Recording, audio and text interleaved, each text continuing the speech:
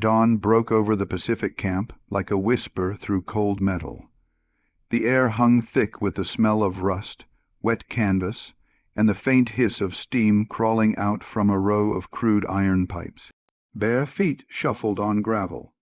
20 Japanese women, captured weeks earlier from a shattered island outpost, stood in line, towels clutched to their chests, breath visible in the chill. It was 1945. The war was gasping its last, but here time held its breath. A U.S. soldier stepped forward, boots crunching on the dirt. His voice was low, steady. "Take off your towel." The women froze. Every nerve screamed that this was it, the moment humiliation would begin. They had heard what happened to prisoners. They had been told surrender was worse than death. But the man didn't move closer. He didn't leer or smirk. He only gestured to the rows of pipes where steam drifted like ghosts. "You'll get sick if you don't wash properly," he said, half turning away. The interpreter's voice carried the words in broken Japanese. Confusion flickered between them. One woman whispered, "Why would the enemy care?" Inside the rough shower hut, the pipes rattled to life. Water sprayed not icy, but warm. The women gasped. It had been months since clean water touched their skin. The smell of soap, real soap, rose through the mist, alien and gentle. Someone began to cry quietly, her sob swallowed by the sound of water striking tin. By the end, the towels lay forgotten on the floorboards. The soldier outside stood still, back turned, eyes fixed on the horizon. To him, it was procedure hygiene, disease prevention, regulation. To them, it was something impossible. Dignity. Reports later showed that by war's end, over 20,000 Japanese prisoners were held in Allied custody across the Pacific. Barely 3% were women. This morning, those few stood stripped not of pride, but of propaganda. When the women stepped out, wrapped in fresh towels, silence followed them again, but it was a different silence. Not fear, something like disbelief, and in that fragile pause, one thought began to spread among them. If this was the enemy, then what else had they been wrong about? The soldier's calm voice still echoed behind them, steady, almost kind. Next came the command that felt like shame. The words, "Take off your towel," still echoed in Nakamura's head. She stood motionless under the weak tin roof, towel gripped so tight her knuckles turned white. Around her, the others hesitated too, eyes darting, hearts hammering like distant artillery. For years they'd been told Americans were monsters. Beasts, the moment a soldier gave an order, you obeyed or you vanished. But here no one shouted. No rifle butts slammed against the walls. Just steam and a voice waiting. Nakamura's throat ached with fear. She half expected laughter, cruelty, something to confirm what she had been taught. Instead, the soldier outside turned his head away again, eyes fixed on the ground. "You can step in," he said quietly. The translator repeated it. His tone wasn't the bark of command. It was caution, maybe even embarrassment. When she finally loosened the towel and stepped forward, she felt the warmth hit her skin. Startling, almost painful after months of grime and sweat. A medic, barely older than she was, motioned toward a crate of supplies. He handed her a bar of soap stamped U.S. Army. She stared at it, unsure if it was a trick. Reports from that period note that over 80% of captured Japanese officers believed execution was inevitable. They were taught that surrender stripped away honor forever. And yet here, instead of execution, came soap. Instead of shouting came silence.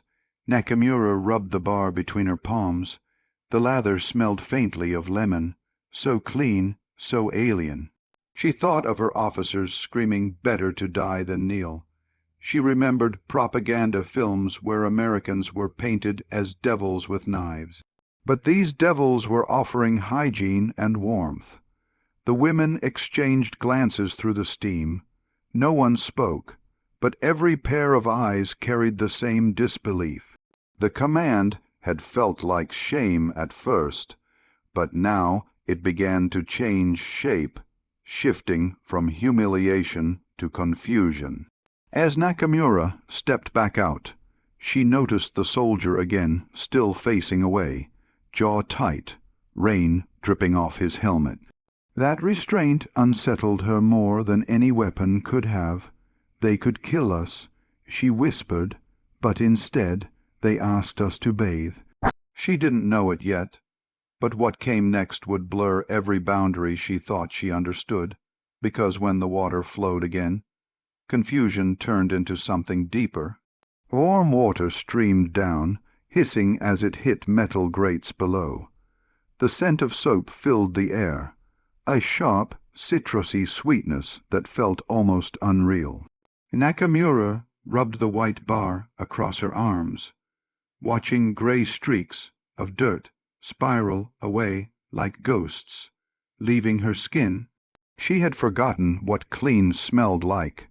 Around her, the other women moved in silence, steam blurring their faces into soft shapes. It was supposed to feel like exposure, but instead it felt human. The American medic returned, setting another crate near the entrance. Each soap bar was stamped with raised letters, U.S. Army Quartermaster, supplies meant for soldiers now in the hands of prisoners. He nodded politely before leaving. No words, no sneer, just a brief, professional gesture, routine for him, revolutionary for them. American field logistics were a different world entirely. Reports from 1945 show that over 4,000 tons of hygiene and medical supplies moved weekly through Pacific prisoner camps, an abundance Japan's crumbling empire couldn't imagine. These bars of soap, plain and unremarkable to the GI, were symbols of impossible luxury to women who'd been rationed down to scraps of ash and seawater. One woman laughed suddenly, a sharp, cracked sound. It startled the rest. Then another joined in, her voice trembling between hysteria and relief. They weren't laughing at humor. They were laughing at the absurdity that their captors were cleaner, gentler, more organized than the soldiers they'd called divine. Nakamura glanced at the guard again. He still stood there, posture rigid, eyes averted. That, somehow, stung worse than if he'd stared. Respect from the enemy felt heavier than contempt. Our own army gave us lice. One woman muttered, half in disbelief, "Theirs gave us soap." The words hung in the mist, echoing softly like a confession. No one replied. But in that moment, something cracked inside each of them, a fracture in the wall of indoctrination that years of propaganda had built. When the water finally stopped, steam still clung to the air. The women reached for their towels, moving slower now, almost tenderly. And as Nakamura wrapped herself once more, she caught the soldier's reflection in a puddle, eyes still down, refusing to watch. That refusal would haunt her, because soon she'd learn why he looked away. The guard's boots were planted firm in the mud, but his eyes stayed elsewhere. The women inside could feel it, the deliberate distance, the effort not to see. Nakamura noticed his knuckles tightening on the rifle strap, not from aggression but from tension, like he was forcing himself to stay still. His helmet tilted forward, rain streaking down his jaw. She realized this wasn't indifference. It was discipline. Every time the flap of the shower tent lifted, steam billowed out and brushed his face. Still he never turned. One of the older women whispered, "Why does he look away? Isn't that why they captured us? To shame us?" Her voice carried the exhaustion of years believing in ghosts called honor and purity. But the American Army had its own strange code. According to regulations from 1943, unnecessary exposure of prisoners shall be avoided. It sounded bureaucratic, but here it was moral. The young GI, no older than 20, wasn't protecting modesty out of sentiment. He was following an order meant to preserve dignity, a rule that made him human in ways the women weren't prepared to understand. For Nakamura, that simple act hit harder than the warmth of the water. She had been taught that Americans had no souls, no restraint. Yet this soldier's silence shouted louder than any sermon. He wasn't there to humiliate. He was there to ensure a rule was followed, that they were treated, not violated. She studied him through the steam. The way he averted his gaze reminded her of her younger brother, back home in Osaka. The last time she saw him turning his eyes away so she wouldn't see him cry. That memory pierced through the fog of captivity. He turned his eyes away. She whispered to the woman beside her. That broke something inside me. The guard exhaled slowly. Somewhere far off, a generator hummed, and the smell of diesel crept into the damp air. He shifted once, then returned to stillness. Duty, not dominance. When the showers ended, and the women stepped out in single file, he finally looked up only to count, make sure all were safe. Nothing more, respect from an enemy, the thought refused to fade. That night, as Nakamura lay on her cot, the old propaganda flickered through her memory and began to crumble. Sleep came slow that night. Rain tapped against the tin roof in soft, uneven rhythms, like fingers on glass. Nakamura stared at the beams above her bunk, the smell of soap still clinging faintly to her skin. In the darkness, her mind replayed the voices of home, the radio announcers, the posters, the loudspeakers. Americans are beasts, they defile, they destroy, but the man outside the shower had done neither. He had turned away. The dissonance crawled under her skin. For years, she'd believed death was honorable and surrender was filth. Her instructors had said, the enemy will strip you of dignity before life. Yet the Americans had done the opposite. They gave her food, blankets, even warm water. Every kindness felt like a blow to her old certainty. By 1945, Japanese propaganda had perfected its craft. Newsreels called Americans devils with knives.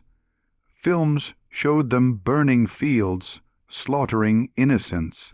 The word mercy didn't exist in those reels, but mercy was exactly what Nakamura had seen.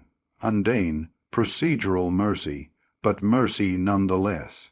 That contradiction unsettled her more than violence ever could. If her enemy wasn't a monster, what did that make her country's lies? She remembered a poster once plastered outside her school. A snarling American soldier, drawn with fangs, clutching a screaming woman. "Defend your purity," it said, but today the real American soldier had defended her privacy.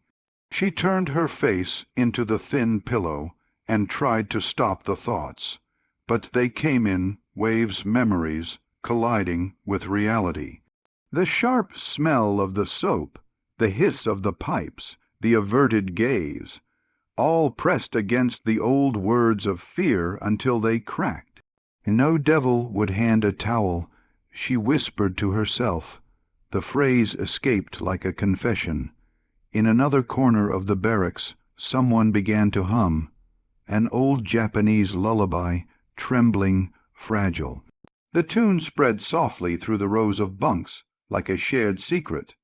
Nakamura closed her eyes, the sound pulling her back to childhood, before flags and anthems rewrote her world.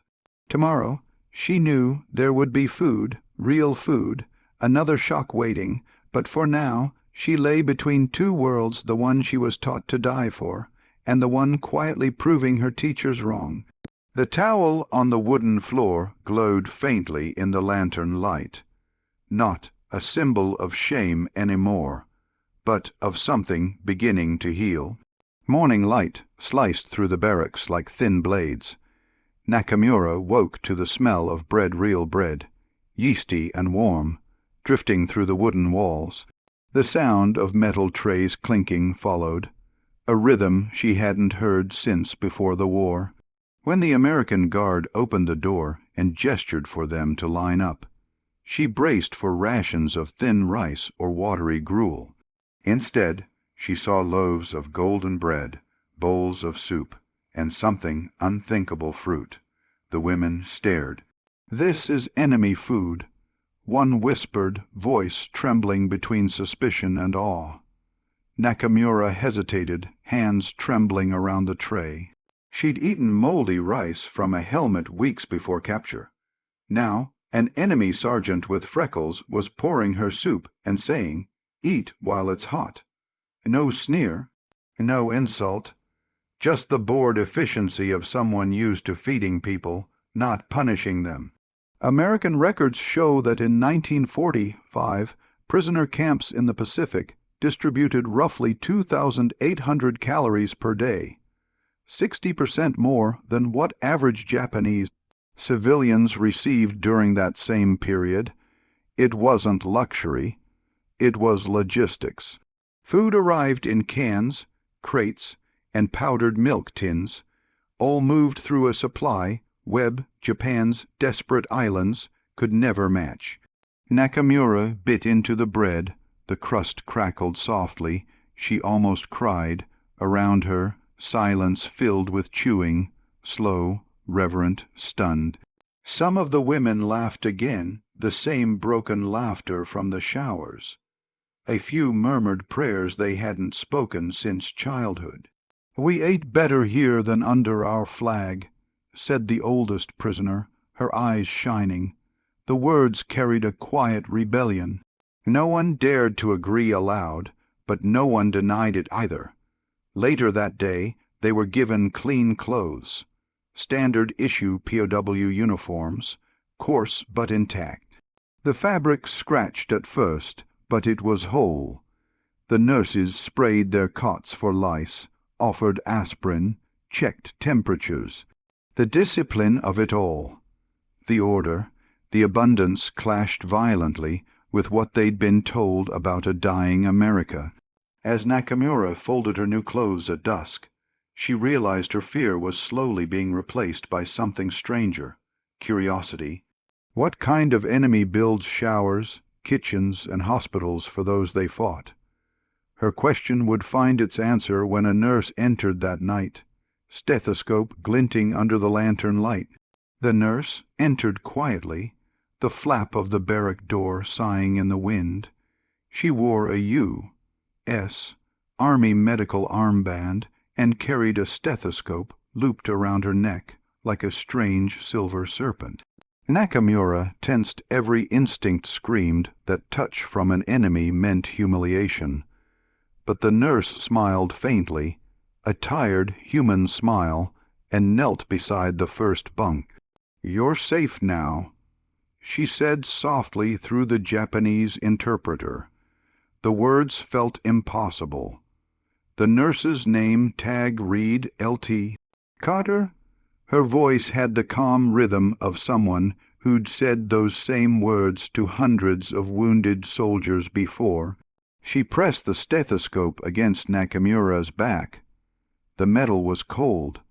The sound of her own heartbeat filled her ears, echoing like distant drums.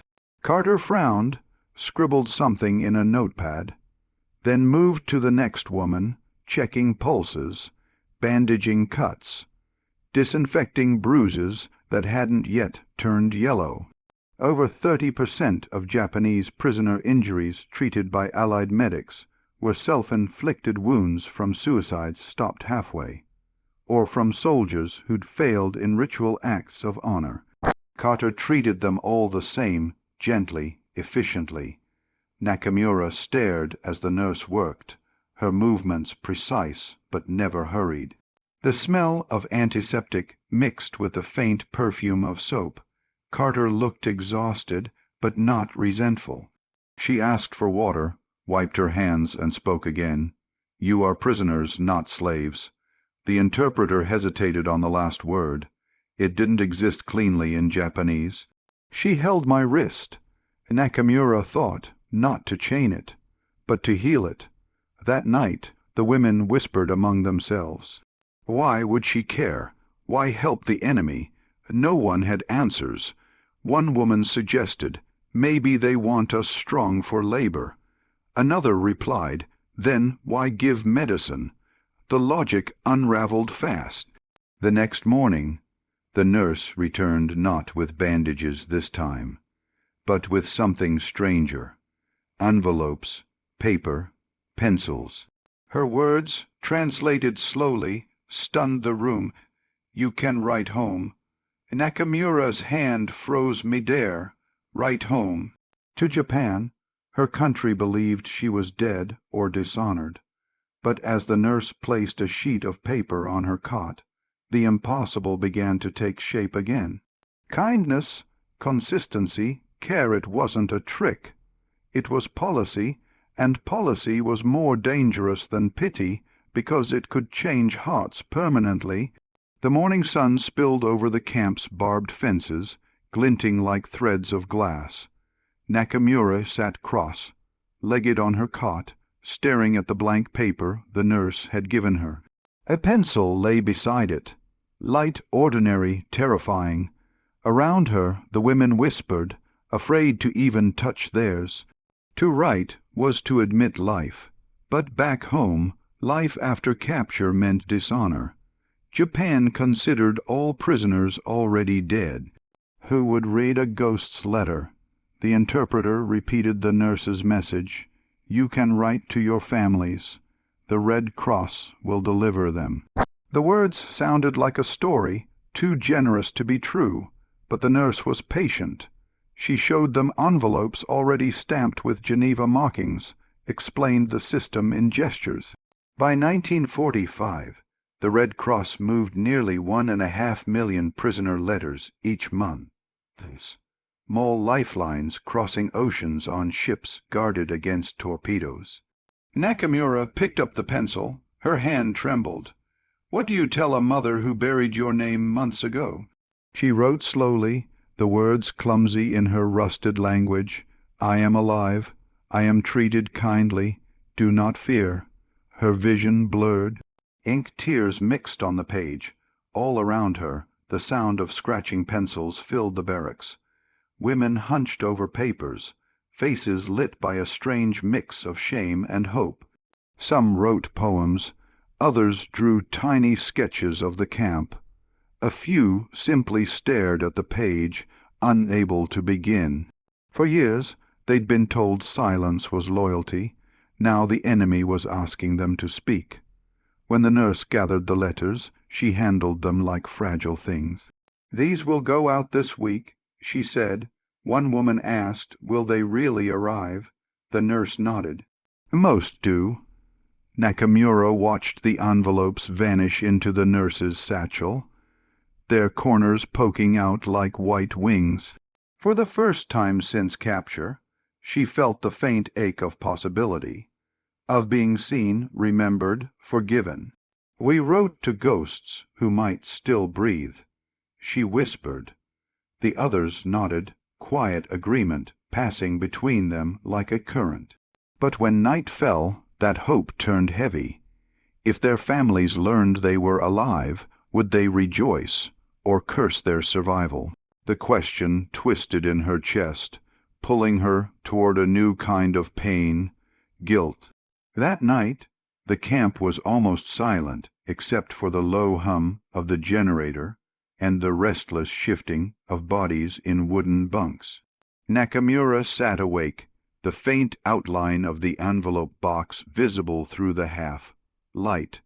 Somewhere beyond the wire, jungle insects buzzed, their rhythm matching the beat of her thoughts. She had written to her mother, but now regret coiled inside her.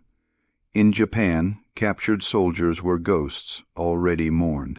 What would her letter bring? Relief or shame? She rose and walked to the wash basin outside. The moonlight pooled on the metal surface, turning her reflection into a wavering shadow. Her own face startled her, thinner but cleaner, hollow-eyed but alive. "Why were we spared?" she whispered. The words drifted into the humid air. The camp, she realized, wasn't just a cage. It was a mirror.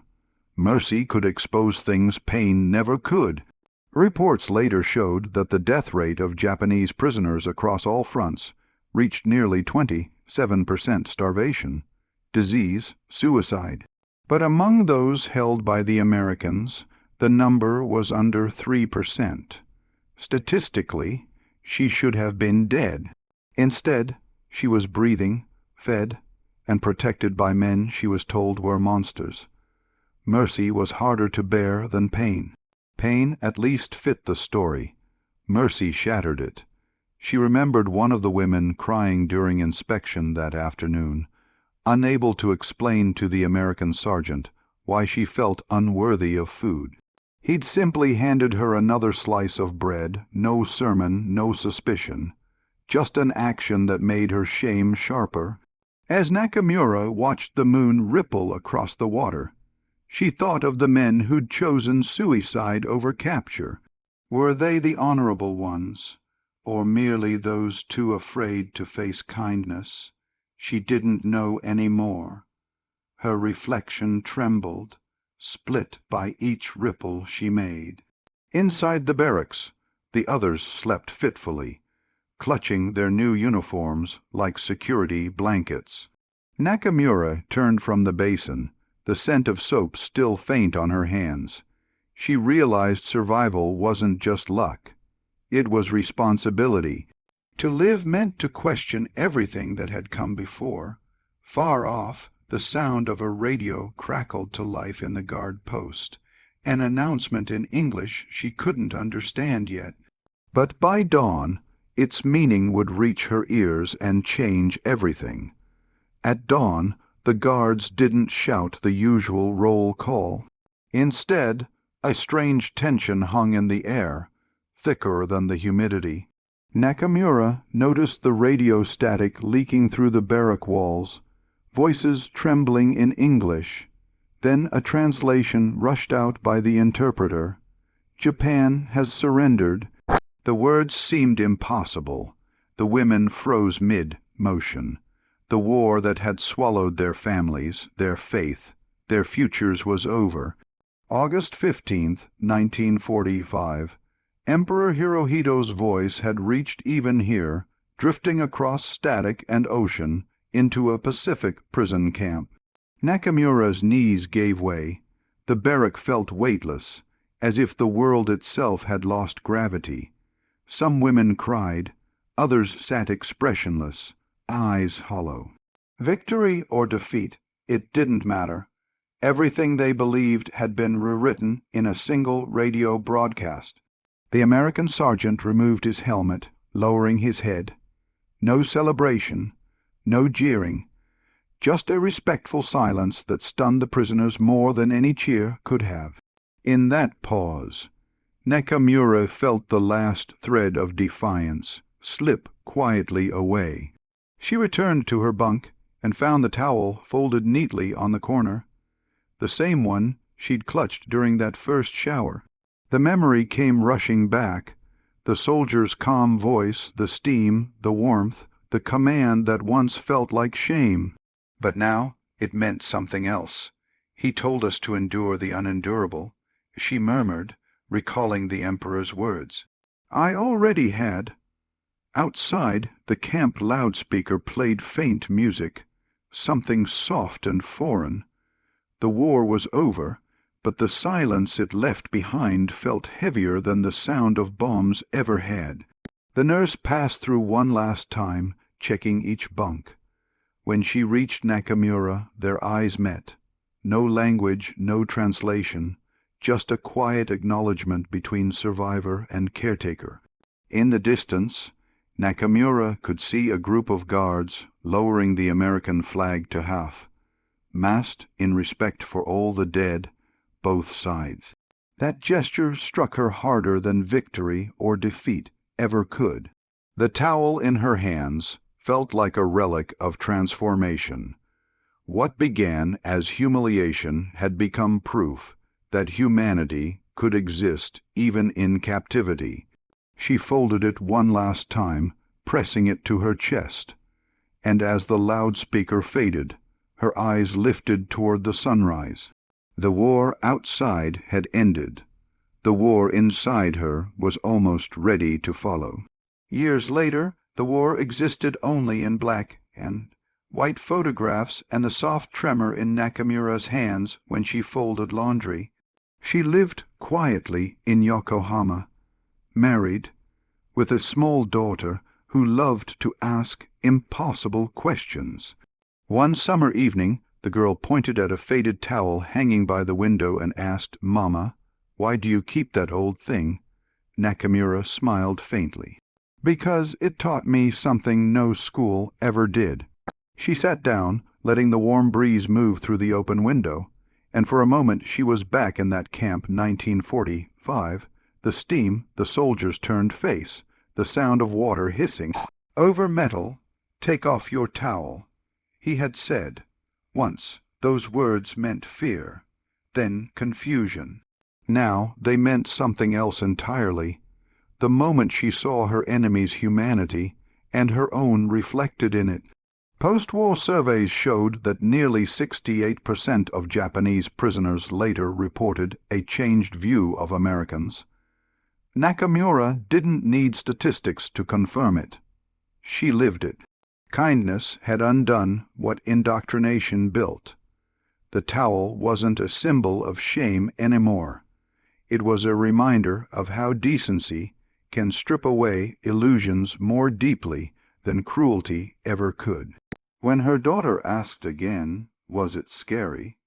Nakamura hesitated, then answered, "Yes, but not because of what they did, because of what they didn't." The child didn't understand, but smiled anyway, hugging her mother's arm. Outside, cicadas buzzed in the heat, their sound steady, endless like memory itself refusing to die. Nakamura watched the towel flutter in the wind, white against the fading light, and thought about all the women who never made it home to hang theirs. She realized the war had taken everything material home, pride, certainty, but it had given her one indestructible truth, that compassion, even from an enemy, can rewrite an entire life. They stripped away shame, not skin. She whispered to herself, eyes fixed on the horizon, "And that's how I learned what victory really means." The towel lifted once more in the breeze, an old relic, but clean, whole, and free.